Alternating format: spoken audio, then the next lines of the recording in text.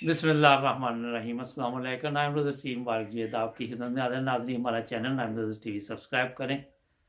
हमारे दोस्त पार्ट 2 बात हो रही थी कि इस्लाम को किन लोगों ने नुकसान पहुंचाया। जी अस्सलाम वालेकुम। वालेकुम अस्सलाम। अच्छा, मुझे एक चीज़ बताइए कि जी, अगर मैं इधर यूरोप में रहता हूँ, जी, मैं यहाँ किसी को जा कहूँ कि तुम ईसाई नहीं हो, तुम हिंदू नहीं हो, तो वो जी। लोग ये चीज़ें मानेंगे कि आपको क्या तकलीफ है, मैं जो मर्जी हूँ, आगे से ये जवाब आएगा ना। बिल्कुल यही जवाब देगा। अच्छा, अब आप माशाल्लाह मुसलमान हैं, आपको आगे कोई कहना शुरू कर दिया आप मुसलमान नहीं, तो उसका क्या हक है कि आपको ये बात कहे। पहले नंबर पे तो हमें किसी के मज़हब पे उँगली नहीं उठानी चाहिए। जी, ये तो सबसे गलत बात है कि किसी के मज़हब पे उँगली उठाए, क्योंकि नबी पैगम्बरों ने नहीं किसी के मज़हब पे उँगली उठाई। देखिए जी, अल्लाह ताला की तरफ से 4 किताबें उतरी हैं, तो वो अल्लाह ताला के हुक्म से ही उतरी हैं। जी, जी, ठीक है? तो अल्लाह ताला ने खुद वो कौमें बनाई हैं, यहूदी, अंसार, मुसलमान, क्रिश्चियन। जी, ठीक है? जी। हमारा काम ही नहीं बनता कि किसी के ऊपर हम लोग उँगली उठाएँ। अच्छा। हमें खुद अपने अंदर देखना चाहिए कि हमारे अंदर क्या है, जी, कैसी जी, इंसानियत है। जी, जी, इंसानियत सबसे पहला काम है इंसानियत, कि हम बिल्कुल। एक इंसान हैं, जी, जी, ठीक है? तो इंसान का काम है किसी बहन-भाई की मदद करना, किसी के काम आना, जी, जी, ठीक है? तो जी, जी। हमारा काम ही नहीं है कि किसी के ऊपर नुक्ताचीनी करें, किसी के ऊपर उँगलियाँ उठाएँ, किसी के मज़हब पे उँगलियाँ उठाएँ, किसी के मज़हब को कभी बुरा नहीं कहना चाहिए, मेरी तो ये सोच है। अच्छी सोच है। अच्छा, ये बताइए कि अगर आप किसी को तकलीफ़ दें या मैं तकलीफ़ किसी को देता हूँ, उसके घर को आग जी। लगा दें, उसकी दुकान लूट लें, उसको कत्ल कर दें, उसको ज़ख्मी कर दें, तो उसके बाद मैं कहूँ कि जी। आप मेरे मज़हब में दाखिल हो जाएँ, तो कोई होगा इस तरह? जी, ये बिल्कुल नहीं होता। आप तुरैत, ज़बूर, अंजीर, कुरान मजीद चारों किताबें खोल लें। किसी किताब में नहीं लिखा कि किसी के मज़हब में को आपको दखल-अंदाज़ी करनी चाहिए, किसी के घरों को आग लगानी चाहिए, किसी को जान से मारना चाहिए। किसी किताब में नहीं ये चीज़ लिखी। किसी के साथ ज़बरदस्ती करनी चाहिए, किसी किताब में नहीं लिखी। हर किताब में सिर्फ़ यही है कि अमन, अमन और अमन। जी, माशाअल्लाह, ज़बरदस्त बात। अच्छा, ये तो बात होगी, तो आप किसी का मज़हब सख्ती से भी तब्दील कर सकते हैं कि अपना मज़हब चेंज कर लो? नहीं, बिल्कुल ये तो इस्लाम भी नहीं इजाज़त देता हमारा कि जी, जी। आप किसी का ज़बरदस्ती मज़हब चेंज करो। जी, जी। अच्छा, ये बातें तो काफ़ी होगी आपके साथ, लेकिन अब मैंने यही आपको मशवरा दिया था कि आप दुआ करें अपने लिए, अल्लाह जी, ताला जी। आपको। दुआ करें, हाँ सिर्फ़ जी, दुआ और करें कि आपने अल्लाह ताला जो हिदायत का रास्ता है वो आपको दे। जी, आपने कल ये भी मुझे कहा कि हम चाहते हैं कि हमारे बच्चे जो हैं उनको सही दीन का और इस्लाम का पता चले ना? जी, जी, बिल्कुल। ह देखें जी, हर माँ-बाप की ख़्वाहिश होती है कि हमारे बच्चों का जो आने वाला वक़्त है ना, वो अच्छा हो, उसको अपने दीन के बारे में पता हो, अच्छे-बुरे की तमीज़ होनी चाहिए। हर माँ-बाप की ख़्वाहिश होती है ये। इसी तरह हमारी भी ख़्वाहिश है कि हम अपने बच्चों को एक ऐसे रास्ते पे चलाएँ कि जिसको इनको पता हो कि इस्लाम के मुतल्लिक, ठीक है, इस्लाम कैसे है, अच्छा, एक चीज़ मुझे कि बताइए। अच्छे-बुरे की तमीज़ होनी जी, चाहिए। बच्चों की बात की, आप भी सोशल मीडिया पे काफ़ी एक्टिव हैं, मैंने देखा है। वैसे भी जी। न्यूज़ वगैरह देखते होंगे। जी, जी, आप बिल्कुल। आए दिन ये चीज़ें देखते हैं कि जो इस्लाम की तालीम देने वाले हैं, जब वो उनके पास बच्चे कुरान पाक की तालीम के लिए जाते हैं, तो उनके जी। साथ ऐसे-ऐसे गुनाह करते हैं जो कि सोच भी नहीं सकता इंसान ना।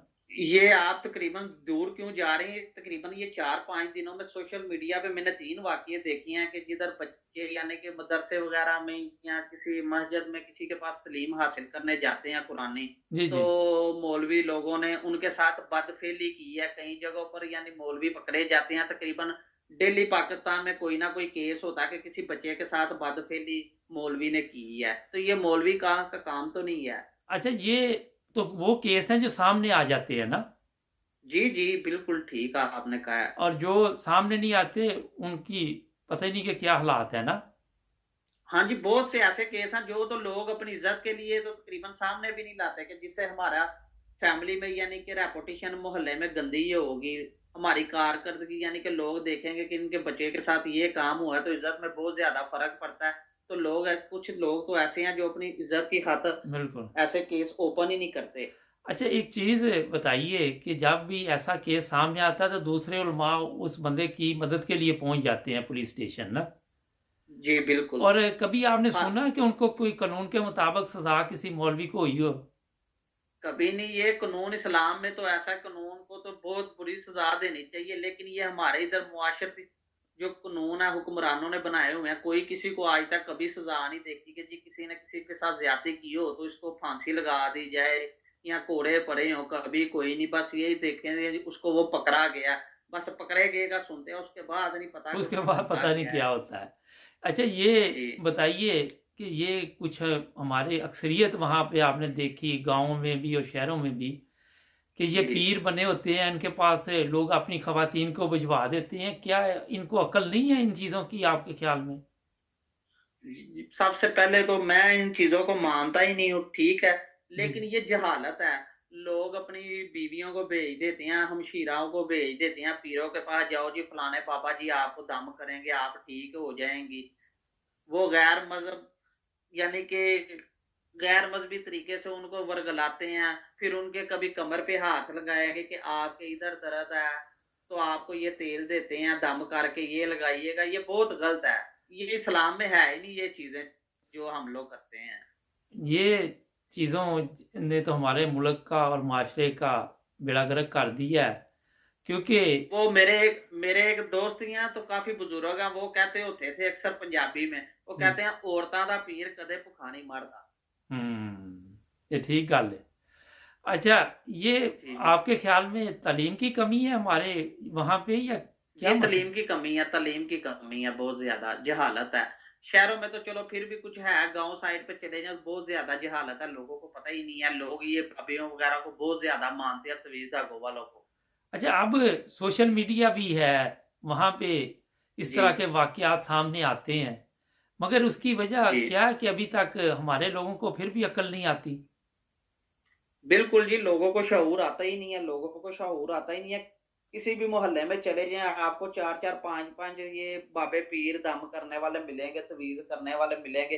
अगर वो लोगों की हालतें संवार सकते हैं तो वो अपनी हालत क्यों नहीं संवार सकते, आप ये बताएं मुझे। ये बात दुरुस्त है। अच्छा, यहाँ मैं भी एक बात बताऊं कि मैं एक दिन एक प्रोग्राम देख रहा था, तो दाता जी दरबार के बाहर एक पीर साहब को उन्होंने कहा कि सूरत फातिहा सुना दो या सूरत अखलास, तो उसको आती नहीं थी, लेकिन उससे पहले उसने कहा जी कि मैं कुरानी याद के ज़रिए लोगों की तकदीर बदलता हूँ, तो अपनी कमीज़ फटी हुई थी उसकी ना। तो बिल्कुल बिल्कुल। अपनी हालत इतनी ख़राब थी उसकी ना। अच्छा ये जी बिल्कुल बिल्कुल ठीक। अच्छा, एक चीज़ मुझे और बताएं कि एक दिन मेरे पास कुछ लंदन में उलमा आ गए, 5-6 थे। उन्होंने कहा कि आप जी नमाज़ पढ़ा करें। मैं जी शुक्रिया, आपने पैगाम दिया। तो वो कहने जी लगे कि हम पाकिस्तान से आए हैं। तो मैंने उन्हें कहा कि 22 करोड़ लोग वहाँ रहते हैं, तो क्या जी आपने वहाँ पे इस्लाम का पैगाम जो था वो दिया? अगर दिया होता तो उनके लोगों की हालत दुरुस्त होती ना। तो जी उनके पास कोई बिल्कुल। जवाब नहीं था इस चीज़ का ना। वो कहते नहीं, हमारा टाइम कीमती, हम फिर किसी वक्त इस पे बात करेंगे ना। जी तो बिल्कुल। मकसद बात ये करने का है कि देखिए, जब तक आप खुद अपनी सलाह नहीं करेंगे, माशरे की सलाह नहीं हो सकती। जी जी बिल्कुल, हकीकत बात है, जब तक हम अपनी सलाह नहीं करेंगे तो किसी की सलाह क्या करनी है हमने। और एक चीज़ और मैं आपको बताऊं कि हर बंदे की सोच ये है कि जी मेरे लिए ये जायज़ है और दूसरे के लिए जायज़ नहीं है ना। बेशक बिल्कुल ठीक है आपने। अच्छा, हकीकत आजकल है। बड़ा शोर पड़ा हुआ है, मैंने कहा थोड़ा सियासत पे भी इस पे आ जाते हैं कि जी जो भी मसला होता है, क्योंकि अब ये जी भी सियासत में आजकल चल रहा है कि हज़रत नबी पाक सल्लल्लाहु अलैहि वसल्लम का सबको बार बार बताते हैं, और पार्लियामेंट में ऐसे जी फैसले भी हो रहे हैं कि उनके साथ खातमुल नबीन जी लिखे जाए। इसकी क्या ज़रूरत पड़ी? सबको तो जी पता है कि नबी पाक सल्लल्लाहु अलैहि वसल्लम जो है वो पैगंबर हैं, नबी हैं, आखिरी नबी हैं, सब कुछ पता है सबको ना। उसके बावजूद क्यों इस जी तरह के बिल्कुल। कवानीन पास कर रहे हैं ये लोग? पता नहीं इन लोगों को क्या हो गया, सिर्फ टोटल सियासत है, ये सिर्फ टोटल सियासत है। लेकिन कुरान मजीद में तो साफ लिखा हुआ है ये ना सब मेरी कुछ। बात सुने, मेरी बात सुने, ये पार्लियामेंट हाउस में जितने भी बैठे हुए हैं, आप यकीन करें इनको 3 कलमे नहीं आते होंगे, जितने भी एमपी एमएनएस बैठे होते हैं, इनसे पूछ लें आपके 3 कलमे सुना दें, इनको 3 कलमे नहीं नहीं आते आते होंगे, ये इनको नमाज नहीं आती होगी। सही बात है।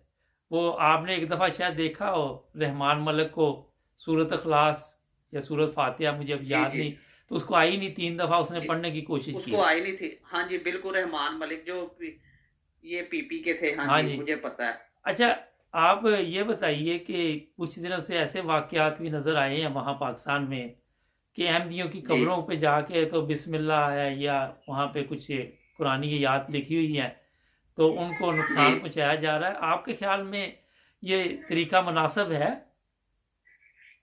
बिल्कुल मुनासिब नहीं है जी। देखें, वो भी पाकिस्तानी शहरी हैं, ठीक है? उनको भी पाकिस्तान में रहने का हक है, उनको उनके हकूक मिलने चाहिए, जी, जी। ठीक है? ये तो भट्टो दौर में मेरे ख्याल से 75 में ये लॉ हुआ कि जी इन्होंने अहमदियों को काफिर करार दिया गया। उससे पहले सब लोग मिलके इकट्ठे रह रहे थे बहन भाइयों की तरह, जी, बिल्कुल, ठीक है? बिल्कुल। हर एक के घर आना जाना, ईद त्योहार पे सब कुछ चल रहा था। जी, जी। लेकिन ये पाकिस्तान में ये अहमदी बरादरी को तकरीबन ना डिग्रेड करते हैं। वैसे आप बैनुल अक़वामी सतह पे चले जाएं तो सब लोग इनकी रिस्पेक्ट ही करेंगे, जी, जी। जो अ, इनको समझते हैं। जो इनके बारे में नहीं जानता वो तो इनको यही कहेगा कि जी उलमा के कराम के पीछे लाके या लोगों के पीछे कि ये काफर है, काफर है, काफर है। मेरी अपने एक दोस्त से कनाडा में बात हुई, वो कहता जी ये लोग हैं ही काफर। मैंने अच्छा, कहा यार कलमा वो हमारा पढ़ते हैं, नमाज वो हमारी पढ़ते हैं, हर चीज हम लोग तो तकरीबन अपने बहन भाइयों को रास्ते में छोड़ देते हैं, ये तो फिर भी यानी कि किसी को गिरने नहीं देते, सपोर्ट करते हैं एक दूसरे को कि कोई गिरे ना। तो जी। ये काफिर कहाँ से हो गए? हम लोग तो एक दूसरे की टांगे काटते हैं। फिर क्या जवाब दिया उसने? चुप कर गया था, कहता मैं नहीं आपके साथ बहस कर सकता बस यार। एक ही बात पे सबकी सुई है कि काफ़िर हैं, बस आगे से कोई जवाब नहीं है। बस आगे किसी को कुछ नहीं पता कि किस वजह से काफर है, कोई बताए तो सही किस वजह से काफर है। यही उनके पास है ही कुछ नहीं उसके अलावा। जी बिल्कुल है ही कुछ नहीं। अच्छा, आपको पता है कि जो पहले वज़ीर ख़ारिजा थे पाकिस्तान के, सर ज़फ़रुल्लाह खान, वो अहमदी थे? नहीं, मुझे इस बारे में नहीं थी अच्छा, पता। डॉक्टर अब्दुल सलाम का पता आपको? इंडिया के थे जो नहीं, नहीं, डॉक्टर नहीं, अब्दुल डॉक्टर सलाम? सलाम पाकिस्तान के जिनको पहला नोबेल प्राइज़ मिला था, हाँ जी, सुना हुआ है नाम उनका, सुना वो हुआ भी है मैंने। अहमदी थे। जी अच्छा, एक चीज़ मुझे ये बताइए कि जी बड़ा अच्छा लगा आपसे ये बातचीत करके, और ये जी मैं सिर्फ पूछना चाहूँगा कि आजकल एक शोर और चल रहा है जी, अहमदियों को कुर्बानी नहीं करने देनी चाहिए, हमारे जज्बात मजरूह होते हैं। जी अच्छा, वहाँ पे हर वो गलत काम हो रहा है, मौलवी गलत काम कर रहा है, उससे जज्बात नहीं मजरूह हो रहे, इस्लाम को नुकसान नहीं पहुँच रहा। अगर कोई नेक काम करने लगता है तो उससे इनको तकलीफ शुरू हो जाती है। बिल्कुल, ये तो गलत बात है। कुर्बानी उनका हक है, वो भी मुसलमान है, वो भी नबी पाक पर इस्लाम लाए हैं, वो भी कलमा पढ़ते हैं, तो कुर्बानी करनी देनी चाहिए उनको।